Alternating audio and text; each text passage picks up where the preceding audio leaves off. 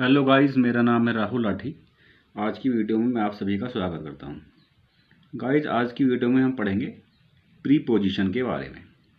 देखिए, सबसे पहले तो ये समझते हैं आखिरकार ये प्रीपोजिशन होता क्या है, किसे हम प्रीपोजिशन कहते हैं। देखिए, पहले इसकी हम डेफिनेशन को देखते हैं। A preposition is a word used before a noun और pronoun to show its relation with the other words of a sentence. यानी कि प्रीपोजिशन एक ऐसा वर्ड होता है जो किसी नाउन या प्रोनाउन के पहले यूज होता है और उसके रिलेशन को, सेंटेंस के जो दूसरे वर्ड्स हैं उसके रिलेशन को दिखाता है। कहने का मतलब यह हुआ कि सेंटेंस में जब भी प्रीपोजिशन आएगा तो वो किसी नाउन या प्रोनाउन के पहले आएगा और उस नाउन या प्रोनाउन के रिलेशन को, उसके संबंध को सेंटेंस के जो दूसरे वर्ड्स हैं, दूसरे शब्द हैं, उसको ये शो करता है।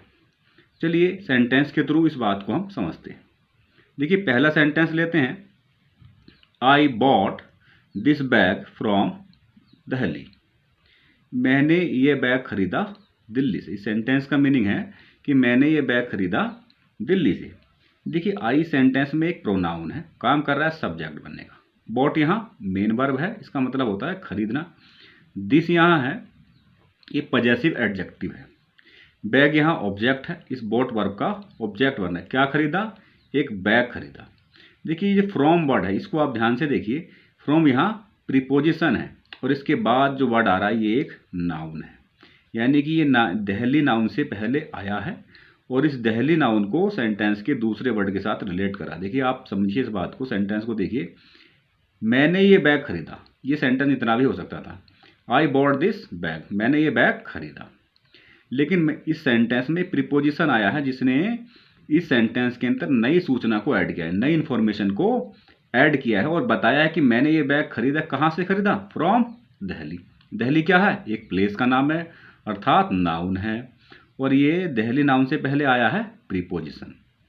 प्रीपोजिशन जब भी आएगी उसके बाद आने वाला नाउन या प्रोनाउन उसका ऑब्जेक्ट है। मैंने इसके नीचे लिखा है दिल्ली को ऑब्जेक्ट ऑफ प्रीपोजिशन।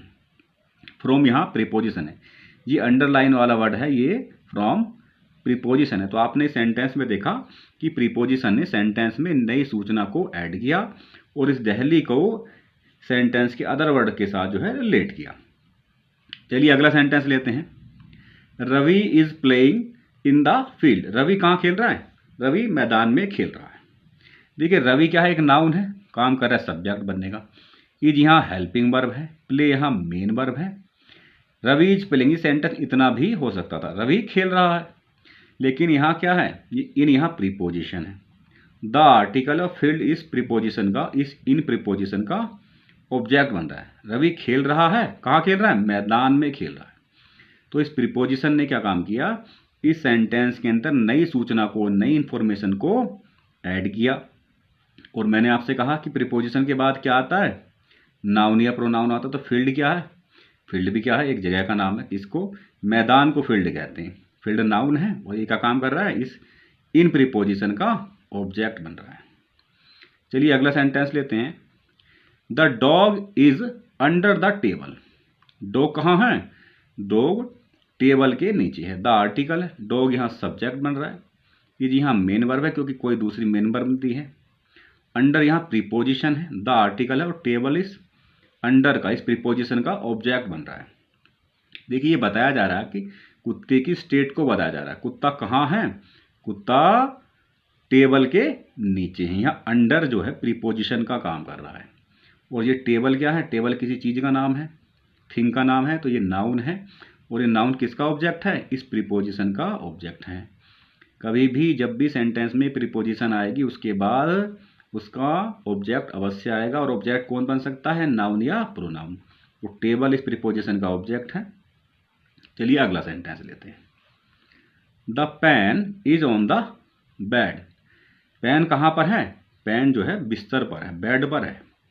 देखिए, द यहाँ आर्टिकल है, पेन यहाँ सब्जेक्ट है, इज मेन वर्ब है क्योंकि इसके बाद कोई दूसरी मेन वर्ब नहीं आ रही, तो ये खुद ही मेन वर्ब बन गया। ऑन यहाँ प्रीपोजिशन है, द आर्टिकल और बेड जो है इस ऑन प्रीपोजिशन का ऑब्जेक्ट बन रहा है। मैंने कहा जब भी बी की फॉर्म यानी कि इज एम आर जब भी मेन वर्ब बनती है सेंटेंस में कोई भी काम नहीं हो रहा। इस सेंटेंस में आपको बताया जा रहा है कि पेन कहाँ पर है, पेन की स्टेट को बताया जा रहा है कि वो बेड पर पड़ा है। देखिए ऑन है, ऑन यहाँ प्रीपोजिशन है और इसके बाद ये बेड नाउन आ रहा है, किसी चीज़ का नाम है तो नाउन हो गया, और ये ऑन प्रीपोजिशन का ऑब्जेक्ट है। पेन कहाँ पर पड़ा है, the pen is on the bed, pen जो है बेड के ऊपर पड़ा है।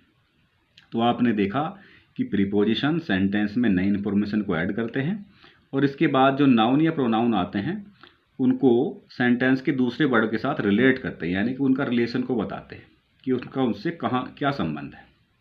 चलिए कुछ प्रीपोजिशन मैंने आपके लिए लिखे हुए हैं, कुछ प्रीपोजिशन के बारे में जानते हैं।